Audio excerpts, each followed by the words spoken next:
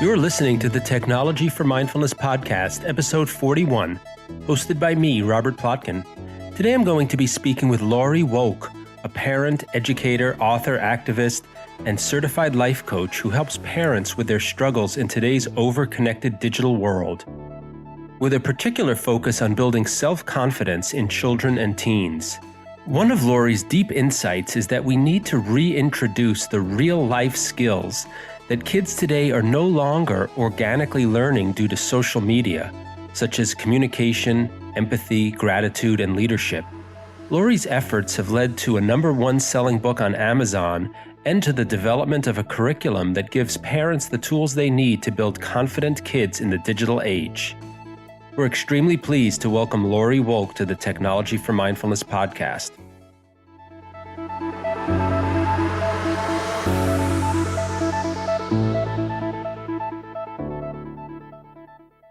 In the upcoming interview with Laurie Wolk, you'll hear her talk about how she teaches parents to teach their children to engage with their friends in person about conflicts rather than online, because of the way that online communication, particularly when it's solely in text form, can be conducive to fights and bad feelings escalating out of control. And I think this is a great suggestion for us as adults as well. We have a lot to learn from this. If you've ever experienced text messaging with someone and finding that you're misunderstanding each other and that before you know it, it's a full-blown fight or misunderstanding between the two of you that leads to hard feelings that are hard to get over, you know what I'm talking about. So my suggestion today is to see if you can, in your communications with friends or family members or coworkers, customers, bosses, anyone who you're communicating with, particularly when it's just using text, see if you can notice when a conversation starts to involve conflict, particularly when you're feeling some negative emotion towards the other people, anger or frustration or fear, or if you sense that kind of feeling from the other person. See if you can notice it as soon in the communication as possible. And this is not to avoid the conflict. It's to notice when the conflict is arising so that you can see if there is a possibility of suggesting to the other person that you see that the two of you are in conflict and that you want to address it, you want to resolve it with the other person, and that you'd prefer to do it in person. And if that's not feasible, perhaps you could suggest doing it at least on the phone rather than just through text. And the reasons for suggesting in person or by phone are because those kinds of communications where you can hear the other person's voice or see their face enables you to have more of a personal connection, pick up on body language, tone of voice, and other cues that can help both of you really see each other and understand each other and de-escalate the conflict in a way that I and many other people find text communications, whether that be by email or text message, are just often not conducive to. Hope you find that helpful, and I hope you enjoy the upcoming interview with Laurie Wolk.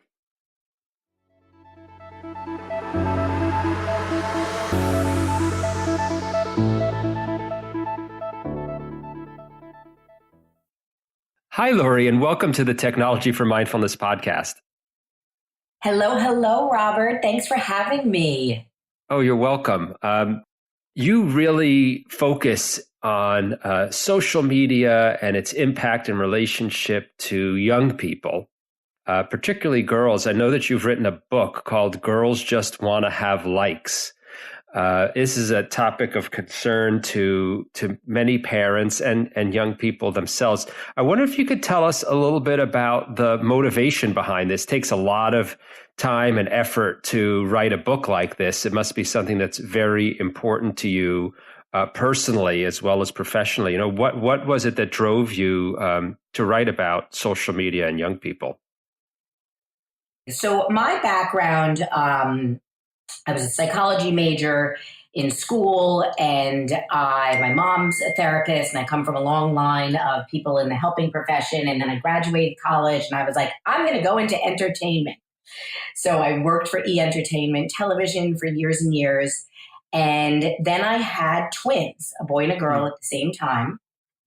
And as they came into my world and I said to myself, how do I build confidence in these tiny little humans? My son was very naturally athletic and comfortable in new situations. My daughter struggled to walk and was slow to hand-eye coordination. And so I began to pore over books and attending conferences and speaking to anybody I could about confidence theory. And I was fascinated by it. And at that time, this kind of high powered, very sexy and elusive world of entertainment and celebrities lost its luster, because here I was building human beings and having the opportunity to help these flowers grow and feed them water and food and sustenance. So I began the study of it, and I began to work for an organization called Girls Leadership, and I was trained by them, and I became a senior educator, and I'd go into schools and I would teach leadership skills and communication skills. And time after time, the conversation and the questions everybody had was, what do I do about these darn phones? I wonder, can you tell us, when was this? Just because the technology world developed so rapidly, when did you start working on this? So I started working on my book about 10 years ago. So just as it was really starting, I mean, it's pervasive, but just as it was really starting to take over the culture of our youth. So the adoption rates were not where they are now. I mean, now the saturation with kids fifth grade plus is 60, 70, 80% in affluent communities are given a phone after fifth grade, once they enter middle school. But I started early on as it was just starting to be a part of the dialogue. Now you can't open a newspaper or a magazine or read a blog without this being the topic. Sure. And I really came to it and continue to with the idea of how are these digital devices robbing us of our confidence, stealing our attention? What are we missing out on because of them? So I started to talk to people and research and use my own home life as a ground learning lab for how it was affecting our kids. And because I was in the girls' leadership space, I focused on girls, but if you read my book or you read any of my articles in U.S. News and World Report, it really, because I have boy-girl twins, informs both genders, all genders, transgender, whatever, how it's affecting the psyche and this age of distraction. It's interesting that you focus on confidence. I think a lot of people focus on things like attention, focus, and being distracted, maybe anxiety or depression. What is it that particularly drew you to confidence? And can you tell people a little bit about what you've learned about the impact of social media on confidence? So if we know who we are and where we come from and begin to figure out those seeds of who we are, where we're headed, what we're naturally good at, what doesn't come as easily, but we're working on, the more we feed that and have that in our lives, the more these symptoms of loneliness, insecurity, inability to communicate begin to fall away a little bit. I mean, we're not talking about mental health challenges. And so I began to focus there because to me, that is the core of it. And to me, that is really the crux of what these devices are getting in the way of. Everything else is kind of a symptom. And so if we can set boundaries like we do anything in our lives, so we wouldn't walk our toddlers into the food pantry and say, have at it, or toss our teenagers the keys to the liquor pantry and say, good luck, figure out how much you can handle. It's the same thing with technology. We really need to set very clear boundaries, have very real conversations about the pros and cons, and onboard together with our kids. And that's what is going to create this confidence. The in and out dialogue with the parent, not the strict rules, but the explaining why the boundaries, the explaining what it's getting in the way of, what we're doing instead of, and how do we build that back into our lives and find that balance. We have to be teammates versus rules. And for many parents, they're afraid of the technology. So that negative emotion right away comes across to the kids. And they're like, heck, I can't have a conversation with you about this. I'm just going to go underground, still use it, make fake Instagram accounts or whatever it might be. Yeah. I mean, I'm wondering, what is it specifically about the devices and social media that hurts kids' confidence? I know you talk about the seeking of approval and visibility online. Can you talk about how it actually plays out in young people's lives that they now have, I assume, lower confidence than kids in previous generations? It's threefold. So there's the constant comparison culture. So before, circa whenever, 10 plus years ago, our consideration set of people to compare ourselves were the people we saw on TV and the people who lived in our direct community. But now our youth have the whole world open to them to compare themselves to. So everybody, as we know, is going to be eating a better, more fabulous meal or going to that Coachella concert or somewhere cool or wearing the perfect outfit or looking fabulous in a bikini where you don't feel so. So the extra inundation of the comparison culture is really stripping our kids' confidence. And us parents aren't realizing how much day in and day out they are constantly being reminded that they're not enough or they don't look like that or they are not there. And so we think we know, like, oh, that must be hard, we say. But if you really, every second of every day, put yourself in the situation where you have to feel just a little bit less than ongoing day after day, it really begins to get to you. So we pop on Facebook, we see that our friends were in Croatia or the Amalfi Coast this summer, and you're like, ooh, I couldn't even afford to, go backpacking in Maine. And it makes you feel less than. Our kids are experiencing that 100 times over on like HDTV. And even though they say they don't actually, oh, I'm so used to it, it does. It begins to strip away your confidence. The second piece is that our kids are not learning these valuable communication skills. And communication and being able to say how you feel or say what you need from another human being is critical in confidence development. And because these kids can very easily hide behind a screen or get what they need known without having to look someone in the eye and see actually how that affected another human being, they're taking what I say, the easy way out and just being efficient, but not getting that interpersonal relationship, not getting the practice of saying, hey, that makes me feel bad when you include 3 people in your sleepover and not me. Do you think next time I could join? So the communication skills and the social emotion skill of being able to look someone in the eye is really affecting their confidence because they're not fully in their bodies anymore. They're all out there and they feel it's this fake confidence. They feel confident and they'll text something, but then they'll see that person a minute later and they'll avoid them because they haven't had that real connection and that real feeling of, ooh, awkward is hard, but I can push through awkward. So then they grab the device and they distract themselves some more. And it's an ongoing cycle. So to recap, it's really the communication skills and then the constant bombardment of this comparison culture that slowly, without noticing, is stripping away. Oh, should I look like that? Should I care about that? Should I be going to Coachella? Should I be whatnot?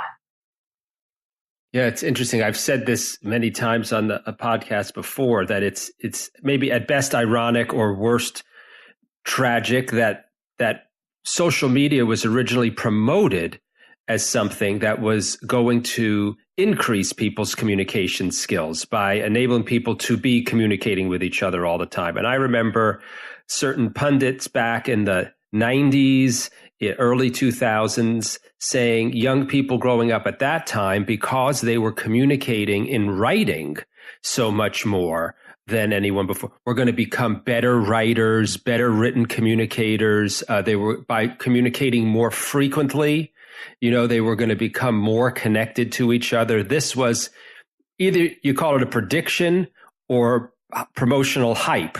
That's what a lot of people were expecting, certainly, which is very different from what you're actually observing. Yeah, and here's the thing. It is not all doom and gloom. And I really do believe there are some amazing, exactly as you spoke of, benefits of social media and these digital devices. And I do think that it connects people. And I do think in this culture where kids have after school sports and they've got music lessons and play practice and tutors, that it gives them the opportunity to connect in time and terms that works better in this overloaded work schedule world. But what is so critical, and the piece that I'm constantly begging parents to pay attention to, is that we have to pay close attention and make sure we create opportunities to build back into their lives the organic lifestyle that we used to just have, where you just went outside and played, where you had to have a fight with a friend in person. And so use it for all that's great. I love Snapchat. I love Instagram. I love that these kids are kind of sowing their oats and figuring out who they are through this medium. But if that's 50%, then we have to pay attention to build back in that other 50% of downtime, of solitude. They know how to sit there in silence, how to be bored, how to have a fight with a friend in person. So my kids know in our household, if they're having an argument with a friend, they have to either pick up the phone or they have to physically make a plan to see them. And that's just a rule in our house. And that those skills, now my kids are about to start applying to colleges, that they know how to interview and look someone in the eye and shake their hand and share about themselves without feeling like they're bragging or it's so awkward to talk about themselves.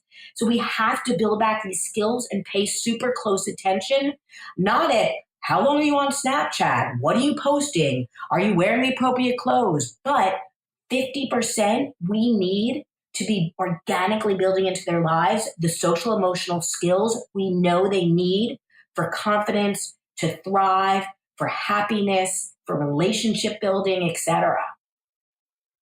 It's really great. I mean, it's amazing that these skills, which were taught very naturally or passed down from generation to generation for really all of human history, it's changed in just one generation, really, that it's no longer the norm, or the default, that we have to do, as you said, really make an extra, a special effort to consciously reintroduce the teaching of these skills. So in theory, it's simple. I know in practice, it's very hard. What kind of suggestions would you give to parents and families for how to actually make these changes, given that the path of least resistance is not to do it? Right. So first, I always say, make a list of family values and really start to get to know, what do we as a family, as humans believe in? We believe in kindness. We believe in participation. We believe in risk taking, whatever it might be. So first, kind of get that under your belt.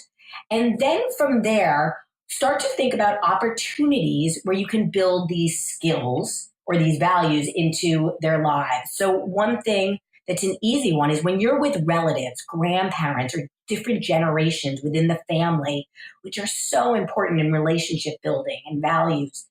No phones. My kids know, they hand me their phones. I put it in my pocketbook. We spend family time. And then when we're done, we give it back. And therefore, they've connected we feel good. We don't feel as parents where we have to explain to our parents, like, that's this generation, just let it go. Where we are really putting our money where our mouth is and having them practice that skill. When we're carpooling, my kids know, and my clients' kids know, that they can't hop in the car and go on their phone right away. Yes, they've been off their phone and school was long and hard, and that's a way that they unwind nowadays. Maybe we would go home and go into the den and watch the Brady Bunch. So we get it. This is how you unwind, but pick your time limit. I want 20 minutes. We share our days, we laugh, or you just stare out the window, and then you can use your device as a way to unwind. So little ways like that, and a conversation around it with your kid, like, hey, this is the goal. The goal is, I want you to know how to process your day without distracting yourself without someone's Instagram feed. What do you think we could do to do that? How long do you think would be an appropriate amount of time? If we don't include them in the process, as I had said before, it's not going to work. We're on the same team. I always am telling my clients, like, tell them we're on the same team. We're building awesome humans. Yeah. And these devices are great, but they are getting in the way of some of the skills that you're going to need. Let's create together. Same thing with the dinner table.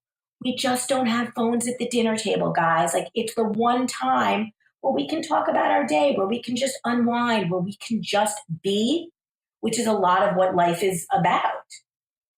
And I'm happy to, if you want, put together just a list of kind of straightforward ways you can execute this and have a conversation with your kids around it. Yeah, it'd be great. I'm sure it's something we can put into the show notes for the episode and provide a link to people listening to get a bigger, more comprehensive list. That'd be fantastic. Okay, perfect. And I know that you also have something. I love the name of this. It's called the Detox box. Could you tell people a little bit about what this is? I think it's very much in line. It's something that facilitates what you just talked about. Great. So in my classes and workshops that I would teach, so many of the parents would say to me, like, I just need something tangible, something to actually start the conversation with my kids around it, or just a way to stop them from using their devices and do something different. So I came up with the Detox box, which is digital plus detox. And in it are 12 to 15 different items, old school type of items that you use or do together or alone instead of being on your phone. So it sits in your kitchen or whatever gathering spot in your home is. And it's a constant reminder as you glance to it, like, oh yeah, let's take a 10-minute break. Even if you don't take the break, but you look at it or your child looks at it and you say, like, every time we look at that box, let's remind ourselves not to automatically distract with the device. So in it are things like playing cards. In it are tea bags and talking about the ritual of tea and how to use tea as a way to unwind at the end of the night before you go to bed, rather than looking at your device, which is emitting the blue rays, which suppress serotonin, which 100% research-based says that it makes it harder for our kids to fall asleep. And we wonder why they're all turning to melatonin or having such a hard time sleeping, because they literally went from Netflix to bedtime. So it's got little fun ways to just engage in the world in this old world type of mentality, but with a modern twist. It's got build a marshmallow tower and use your creative skills.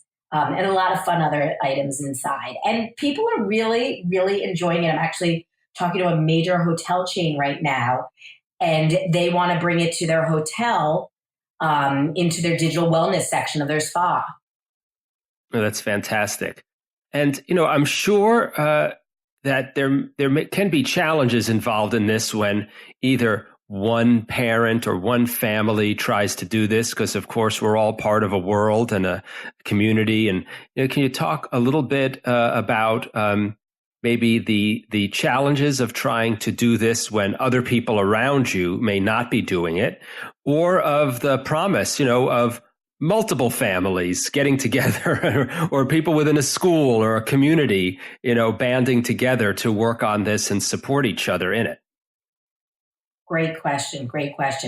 So I'll take it twofold. I'll start with just within the family. If your partner or spouse, maybe for their work, they have to be on their phones all the time. The one main thing I always say is we need to keep a little bit of a sense of humor around it. That the more we are afraid of the technology or seriously fearful that it's ruining ourselves, our kids, the world as we know it, we've lost. So we really need to start to get comfortable that social media and these devices are here to stay. They've got a lot of positive aspects to them, but we have to figure out, because they are addicting, just like that, those sugar cookies or chocolate chip cookies, how to set boundaries around it, how to figure out how to control it, and to have that conversation in the family or with the spouse who maybe isn't as much on board. And when things go awry, that's okay. We have a rule, no phones at the dinner table. And I'd say that probably after 3 weeks, somehow they've snuck back in. Sometimes I'm the culprit. And I'm like, oh my God, I'm so busted. Everyone back to the baskets. And that's it. We giggle and we move on. There's no, big consequences. And I'm so disappointed. We're all trying to figure this out together, would be, within the family unit. Keep it light, be understanding. It's challenging for all of us. And then within our own communities, like most things, that we do want to align ourselves with like-minded people. So if you are someone who really wants to delay your child having a device, having a phone, using social media, having Snapchat, whatever the different ramp up points are, that's great. The longer you can delay it, the better, because then you've organically had more opportunities for these face-to-face conversations or making plans without a group chat involved. But if you live in a community where starting in 6th grade, a lot of the kids have phones, that's how they make plans right after school, and your child is coming home day after day feeling left out because she didn't know or he didn't know that everybody was meeting at the pizza place or in the commons, then we need to say, okay, here's my value, but here's the real world. How do I have my conversation with my child around that while keeping our values, but also realizing that there are consequences around that? And it's not easy. So yes, if you have a friend who also agrees, or 2 or 3 families that are like, let's hold off, let's try to go till 8th grade, or there's a movement in your community, amazing. But we also have to live in the real world. And if you do live in a community where, because the kids walk to school or walk to religious school, they get phones earlier, so the parents are in touch, or it's a very working family heavy community, I say to my clients, like, I want you to deal in real time, because I don't want your child socially to suffer. And now we've got 2 challenges on our hands because of it. You can still have your values, but we have to figure out how to get those values in around these devices. Yeah, there's a few themes that seem to be recurring from where I'm sitting. There would be one is, as you said, collaboration or support, having that attitude of working together, whether it's with your kids or spouse or other friends or members of the community, rather than trying to, impose rules, having some flexibility, and taking from the mindfulness world, I'd see it as a kind of non-judgment. You have a value around this, but if there's a slip, try to have a non-judgmental attitude. And I think sounds like also you're trying to help your kids not just do things differently, but understand why, and help them to be able to internalize these values on their own, so that it's not just you telling them what to do. Is that right? Exactly. Because the value of kindness plays out in so many ways. And so specifically how it plays out on social media is we don't post mean things. We don't. And so we want to constantly be talking about the value of kindness within our homes and in respect to other humans. And the social media piece is just one other reflection on how you want to carry that out and who do you want to be. And the more we just have strict rules without explaining, here's the value. Here's how social media can get in the way of you being the person you want to be. So when you're faced with that choice, count to 10 and think about, okay, the other person on the other side, what's going to make them feel good? Is it just me hitting the like? Is it me saying something kind of witty that could be misunderstood? And that's where we want our kids to learn. We want them to actually be empowered to make the right choice and allow for a few mistakes and to begin to feel like, oh my God, that felt awful. That didn't feel so good. I'm going to try a different approach. And talking about it early, I mean, us parents are handing our kids our phones on the diaper changing station because it's distracting the baby and we're able to more easily change their diaper. Now, I won't get into whether I agree with that or not. It's just a reality. So we need to start these conversations literally from the day they are born.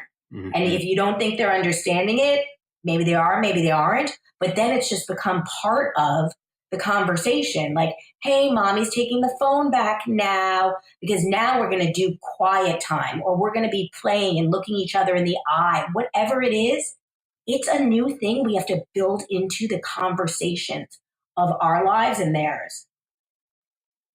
It's interesting when you mentioned pointing out to your kids to think about how the other person might feel. This is another thing which in the past, not that it didn't have to be taught, but that when you were interacting with someone face to face, you could see their reaction. Whereas now online, it does take some conscious pausing and thought about the other person, because in most cases, you're not seeing them. They're not actually present to you when you're communicating, if it's by posting on Facebook or sending an email or other message. They're actually absent to all of your senses at that time. Seems like a really great suggestion, particularly for young people who don't have that previous baseline of experience in learning how to take someone else's response into account when all they've done is communicate online where they're not seeing someone else's reaction to them. Yeah, exactly. So in my book, one of the things I do is I list, with all my clients and all my workshops, what leadership skills they hope their kids would possess. Empathy, good communication skills, organize, and then to take a look at how does that play out in today's digital world or with social media. How do we develop the empathy skill? And so it's exactly as you just spoke about. We begin to, if we're not looking them in the eyes, start to imagine, I wonder how that will be received. Mm-hmm. And if I'm not sure, I need to reach out to them and say, hey, emails, texts, notes within an Instagram chat can be misunderstood. Just want to make sure you know that I was kidding in that, because we don't know. And so we have to go that extra mile and make sure that we're being understood. And for kids and adults to begin to realize that it has to be built into our conversation if we're not going to be doing it in real time. And that's okay. For efficiency, we can't always do it in real time right now. But we have to build in that extra empathy. How do I think that's going to be received? Do I need to make sure that they understood that I was kidding or that I was rushed or, my KK, which is okay. My kids will always give me a KK.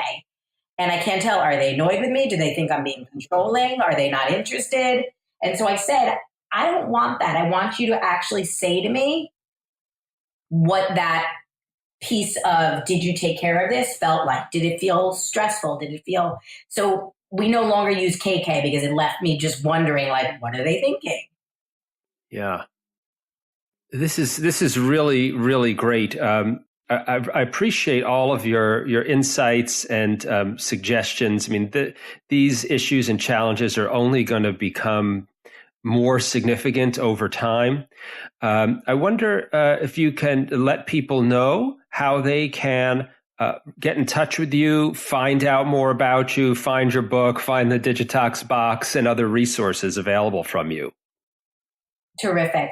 So my website is my name. So it's Laurie, Laurie, Wolk, WOLK.com. And there you can find the Detox box. You can buy my book. My book is available at all major bookstores, Barnes & Noble, whatnot. You can buy it on my site, and I'll personally autograph it to you or your daughter or an aunt or niece. And then I write for U.S. News World and Report monthly, always on these topics. I just wrote a great article about how to raise boys who treat girls well. And you can always reach out to me if anybody's interested in getting some sample chapters, maybe the leadership one, to start thinking about that. I would be happy if you emailed me to send you a digital copy as a friend to your audience, Robert. So that would just be Laurie@lauriewolk.com. You can email me and I'll send you that leadership chapter. Well, thanks so much for that offer. Really appreciate it.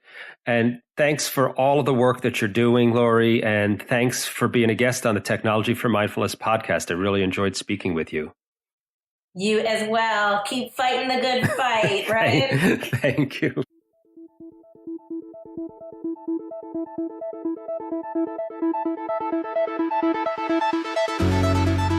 Thanks for joining us for this Technology for Mindfulness podcast with me, Robert Plotkin, and today's guest, Laurie Wolk, a life coach who specializes in teaching parents how to raise confident kids in the digital age.